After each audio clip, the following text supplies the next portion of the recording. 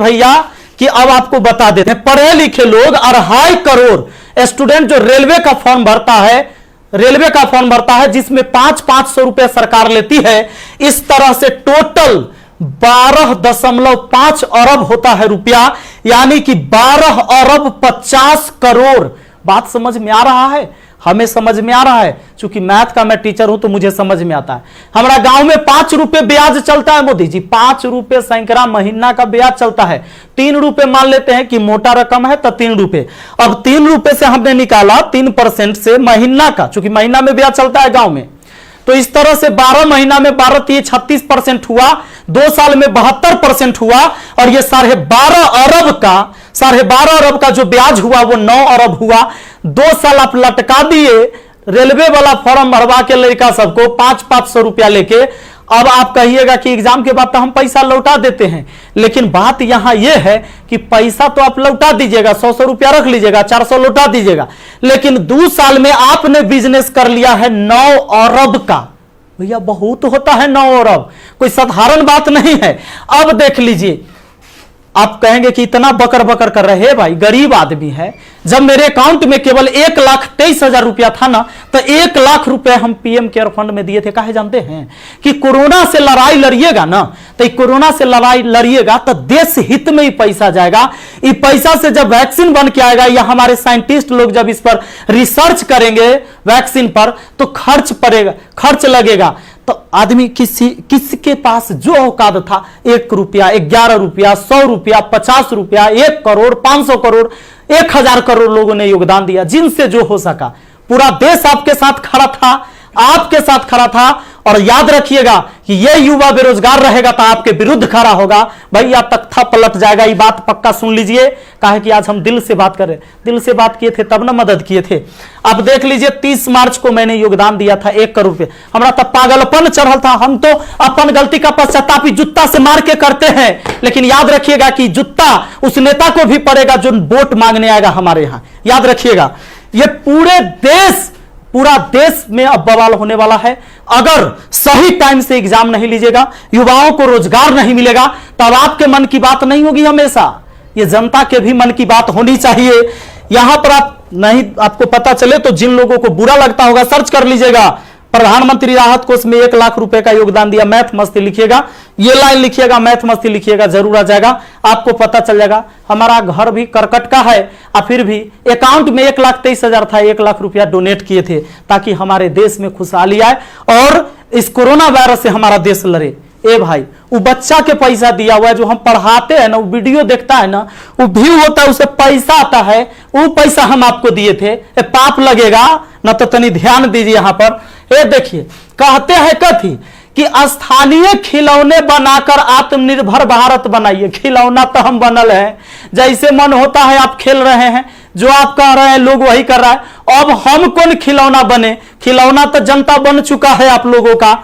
यह हमारे मोदी जी थे, ये हमारे नीतीश बाबू हैं। इनका चाल सुनिएगा, इनका चाल क्या है।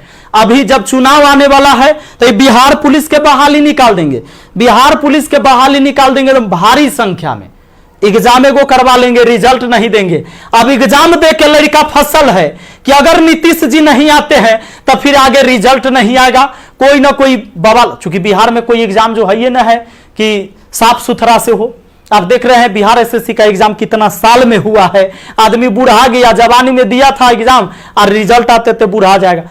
अब चूंकि बिहार में एग्जाम ऐसी होता है, तो ये क्या होगा कि रिजल्ट होगा चुनाव के बाद, मजबूरन फिर नीतीश कुमार जी को चुनेंगे, शिक्षक के बहाली आ जाएगा, बिहार पुलिस के बहाली आ जाएगा, सारे बहाली, दरोगा सब के बहाली आएगा। ये कब होगा? चुनाव के टाइम में भैया।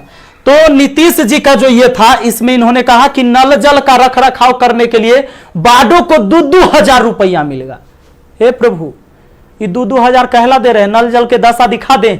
33,000 करोड़, 33,000 करोड़ रुपया आपने बिहार में नल जल पर खर्चा कर दिया। आज आपको असलियत हम दिखाते हैं, इस वीडियो में देखिएगा आप लोग जरूर।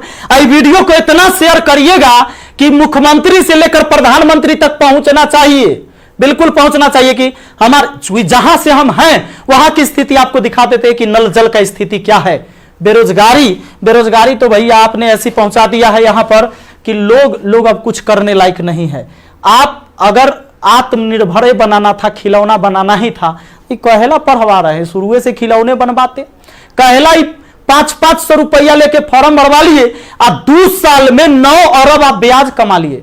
प्रभु क्षमा कीजिए, प्रभु इस पर कोई उपाय कीजिए, वरना आपकी तख्ता पलट जाएगी। और सारे विद्यार्थी, जितने भी छात्र हैं, मैं आप सबसे अपील करता हूं, इस वीडियो को शेयर करिए, जितना ज्यादा शेयर हो।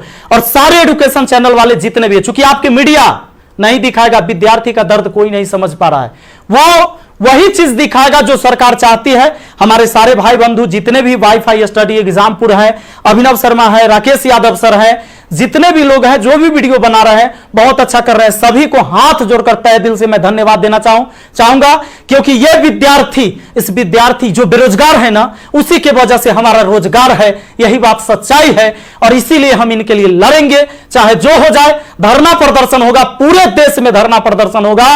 और जहां ये 2.5 करोड़ विद्यार्थी सड़क पर उतर गया, तो सुन लीजिए, ये बिहार से लेकर दिल्ली तक हिलेगा, ये बात निश्चित है। एक साथ हम हैं, सबके साथ है। सारे छात्र आंदोलन करने के लिए तैयार रहिए। एसएससी टाइम से एग्जाम नहीं लेती है। एक तो आप वैकेंसी ही कम निकालते हैं, अब वैकेंसी कम निकालते हैं तो जो निकालते हो ओकर तक कम से कम एग्जाम ले लीजिए, सही से रिजल्ट ले लीजिए, सही से रिजल्ट दीजिए और एग्जाम सही से ले लीजिए, टाइम से ले लीजिए। एक शेड्यूल बना दीजिए, जैसे मैट्रिक का एग्जाम होता है, 12th का एग्जाम होता है कि इस महीने में होगा, इस महीने में रिजल्ट होगा, उसी तरह एसएससी का भी एग्जाम होना चाहिए, रेलवे का भी एग्जाम होना चाहिए। आपको जितने सीट पर लेना है, लेकिन इसका एक टाइम फिक्स होना चाहिए। कितने इस महीने में एग्जाम होगा, इस महीने में रिजल्ट आएगा, इस महीने तक ज्वाइनिंग होगा, ताकि अंधेरे में लोग ना जिए।